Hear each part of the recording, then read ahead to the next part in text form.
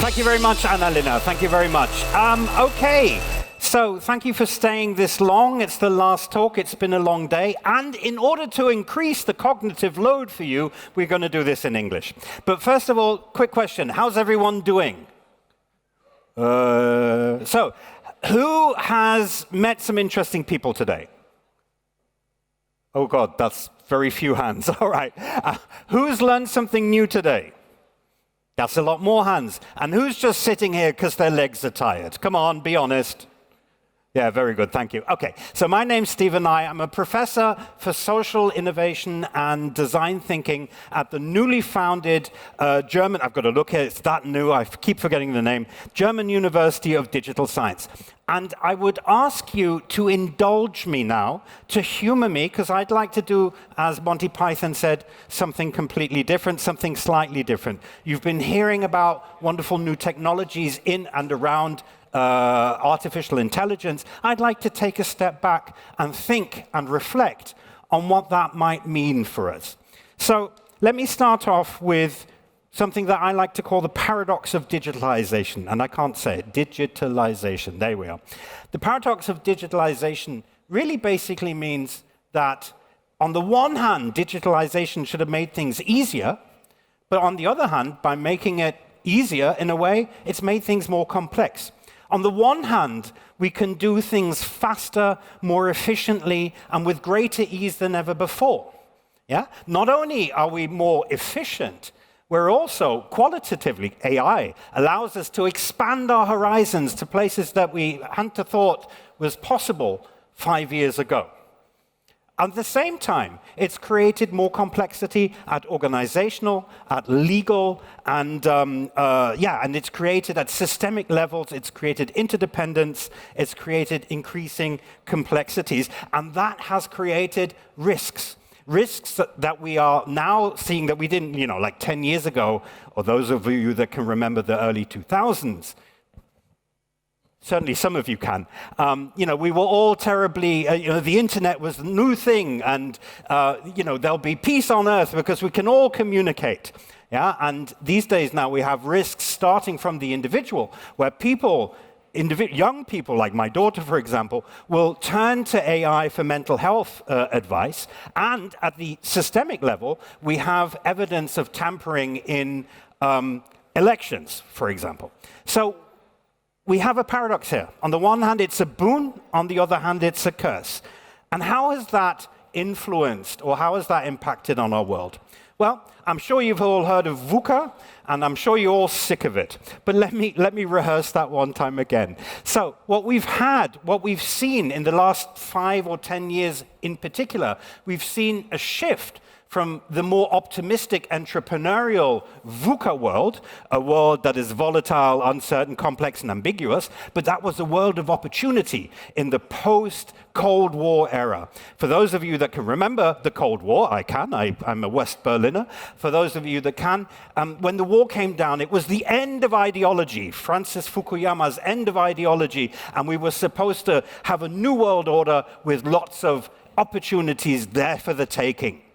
Yeah? And digitalization was part of that. The internet, the early internet was part of that. But after crisis upon crisis, starting, I would say, roughly with 9/11, at least that was possibly the most visible for us in the West. Crisis after crisis, we have crises that not only follow each other, but that amplify each other. We have a polycrisis. I'm sure we've heard that term. We live in the world of polycrisis. We've become a lot less optimistic about this, and we've moved into what you could call a BANI world. That's, I think, an American anthropologist whose name I keep forgetting, who coined that phrase. So we now live in a world that's not full of opportunity, but that we feel is brittle, is anxious, is non-linear, and incomprehensible. Particularly AI makes it incomprehensible. You throw something in one end, something falls out the other. I mean, some people understand it, but most of us don't. We think it's kind of cool, but it's kind of scary. So what we have is a world in which we can expect this world to become more unpredictable and turbulent. Unpredictable need not be bad, but that's certainly what it is. So and I'll be a bit philosophical here. I haven't thought this through yet, so I'm happy for feedback on this idea. So I think what we need to do is fundamentally rethink the digital, not just AI, but the digital. We like to think the digital is something that is apart from our real-life human experience. It's something, some people see that as a good thing. It's a part, it's a tool, it can make things better. Other things see it as a threat. It's the Terminator that will take over the world. But I think that's a misapprehension, that's a misunderstanding. Actually, what I think is that the digital is interwoven, inextricably interwoven with our human experience and what we do. We can't just turn it off anymore. I don't think we ever could, but now it's very clear we can't turn it off. Yeah, and if we do it, well, what would happen? Yeah, so it's where we live in the real world or in the digital world. It makes it more complex. Yeah, our life has become interwoven with the digital. We can't turn it off, and that, of course, creates lots of opportunities, but also lots of complexity. Again, that's just a thought. Let's see. So what are we going to do? And it says, who do we prepare for that world? And my colleagues will immediately jump on me and say, of course, it should be whom, and it shouldn't be who anyway. It should be how. How do we prepare for that world? So I've got the term called digital preparedness. It's a term that sucks. If you have a better term, please come up after the talk. But basically, how do we prepare for that type of world that's unpredictable and that's increasingly turbulent? Well, here's a set of skills that basically do three things. They allow us to understand that turbulence and appreciate it, sort of sense-making and critical thinking. They allow us to formulate responses, such as human-centered design or design thinking or innovation. And they allow us to implement these things, such as technical literacy or leadership. Good. But skills like this, and there's many, many more skills. We're at a university, we're in the skills business. But skills are not enough. Skills are the necessary condition. What people that need to cope and deal with an unpredictable and turbulent world need is a broad set of skills at their disposal, which they then can deploy strategically. Yeah? Strategically. So we need people that can understand, not just, I have a skill. If you have a hammer, everything looks like a nail. And we need to get away from that. We need to educate people to strategically use the skill at their disposals. So knowledge and skills are going to be part of that, obviously. But the capability to step above that and choose the right thing for the right thing for the right time is going to be key. Yeah? So that'll lead to anti-fragility. I'll talk about that later on a little bit more. Good, so we're building not just skills, but capabilities. That's what we need. So how do you build capabilities? I'm a professor of design thinking, so you all have heard of design thinking, I'm sure. Who's heard of design thinking? Oh, not that many. Okay, good. Most of you. Right, fair enough. Good. I won't bore you with it. This is just one of the things, one of the approaches that you can take for strategic capabilities. There's others. There's systems thinking, there's the learning organization, there's many, many, many others. This is one I'm familiar with. So how does design thinking do this? A lot of you are probably thinking, wait a minute, design thinking is an innovation method for product and services. This is absolutely correct. But at a different level, we can use the two phases of design thinking, the problem phase, the two big parts of design thinking, the problem space and the solution space, to deal with the wicked problems, the complex problems that a turbulent world gives us. The methods of the problem space allow us to draw in a plurality of different skills and knowledge to apply to complex problems that deals with complexity, and the sort of ideation, prototyping, testing, iteration, all of you know, I hope you know what I mean, that lets us deal with the unpredictability. Because if we could predict something, it wouldn't be complex. And whatever you may come up with as an idea, it needs to be tested, iterated, and changed rapidly. So that's one way of strategically using capabilities. Use capabilities strategically here to deal with the complexity of the problem, and you use capabilities strategically there to deal with the uncertainty of an issue. Many other ways. So, how could you do that? Basically, we're a university. There's many other, so digitalization means there's also many other ways of transmitting capabilities and teaching capabilities. But universities in their traditional universities, I went to a traditional university, I quite liked it. But traditional universities are probably not up for the job, simply because what they can't do is they can't, or they have a difficult time, let's say that, appreciating needs of individuals through space, so in different parts of the world, and through time, in different times of their their careers. So what you have is a one size fits all. That's not quite true. That's being a bit unfair. But basically, what you have is one size fits all that really fits no one. And that doesn't help us build strategic capabilities. I'm not trying to say that strategic capabilities aren't built at traditional universities, but they're built there despite the structures rather than because of them. So what we'd like to do is make it a little bit easier. Yeah. So what really, and I have a list of stuff I want to teach you, but really what we want to do is university as a service. That means we want to be able to identify and embrace individual needs of individual learners through time and space. Space being international, time being throughout their career. And that's what we want to offer. Are we doing that yet? No, probably not, but that's what we're aiming at. Yeah? And that's the important thing. And it's not just, so big tech, sorry, am I allowed to say big tech without, nothing's happened, I can say big tech. Big tech wants us to believe that everyone will have their AI tutor. Yeah, Claude will teach you everything you need to know. That's certainly part of the solution, but that's not strategic capability. That's just basically doing Oxford and Cambridge in a machine. Yeah, that's not teaching strategic capability. Anyway, what is then? My timer's gone. 09. It says 09 here, Annalena. All right, fair enough. They'll pull me off stage. So why are we doing this? What are we doing this for? It's gone. 8 more minutes.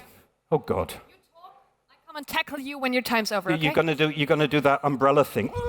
Yeah, okay. Okay, so where was I? Oh, there it is. Do I get 8 more minutes? All right. Well, that was fun.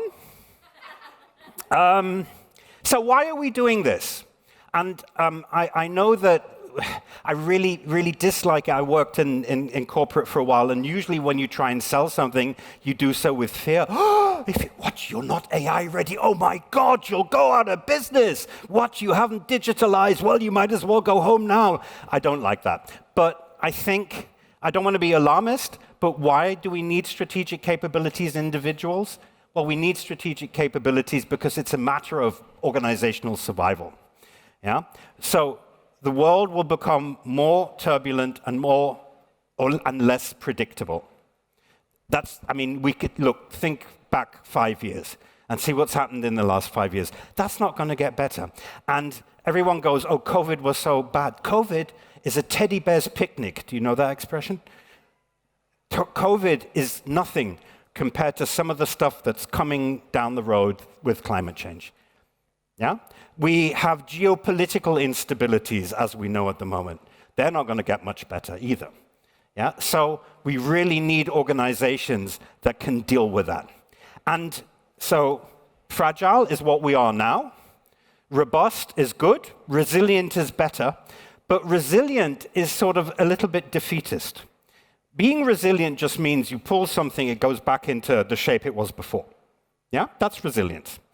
But we want more than resilience. We need more than resilience. Resilience is just us hunkering down in a besieged, think of it as a medieval castle. We're hunkering down in our castle, which is, being thrown at by trebuchets. Okay, that metaphor's dying. But it means besieged, resilience just means we stay where we are and we don't change. And that can't be the answer. So really what we need is anti-fragility. This is a wonderful term by the maverick thinker Nicholas Nassim Taleb. Have you heard of him? He's really funny. He doesn't like academics much, which makes him very simpatico. And he argues that we have fragile institutions that crumble as soon as they're pushed. Look at COVID. Yeah? Look at the 2008 banking. As soon as they're pushed, they crumble. And what we need is not resilience, that's good, but we need something that can live, that can take that shock and turn it into an opportunity, and turn it into innovation. And I think that requires strategic capabilities. Good. This is the German UDS approach. This is what we do. So we're starting to do that at our university. I can't say that we've just started. We're not even a year old. We have a curriculum that tries to go in that direction, basically, we're learning. Trying to do strategic capabilities at two levels. So learning by doing. We have, like all universities, well, not like all, but we try and have our students apply their skills to real-life projects. But also learning by doing is what we're doing. And all my colleagues sitting there nodding along, yeah, it's very learning by doing. It's very flying by the seat of your pants. Yeah, so very incremental learning. So we try and do that at management level as well. Human and the machine. We have technical skills as part of our core curriculum. But at the same time, we have things like design thinking as part of the core curriculum. So we try and balance, well, not only balance that, we try and potentiate that by having different types of skills that you have to learn. Iterate and pivot. We teach our students to do that. I teach my students to do that all the time. Yeah? Go out, test, fail, do it again. Test, fail. And we pretty much are doing that as well, aren't we, team? We go out, we test, we fail, and we learn. Systemic thinking. Systemic thinking. Think beyond your own skill. Think beyond the organization and see what that impact is on your sector and on the world. And then, well, we got, that's it, those four. That's a start. We hope to use these building blocks to move forward. So what's the imperative? Where are we going to go? So our imperative, AI and digitalization are creating a complex and somewhat paradoxical world. That's not necessarily bad, but we really have to accept that, I think. Technical skills are necessary, absolutely necessary, but they're not all. Yeah? And technical skills, so either you find a way of complementing and potentiating these technical skills with other types of skills, organizational, human, whatever, either in a team or in a person. Universities must model adaptability they teach. Not just universities, any place that wants to transmit capabilities needs to do that. And anti-fragile learners are the foundation of anti-fragile organizations and societies. So what we like to do is educate for a world that is becoming increasingly less predictable. There's a little bit of a paradox there in the wording. Okay, thank you very much for your time and attention.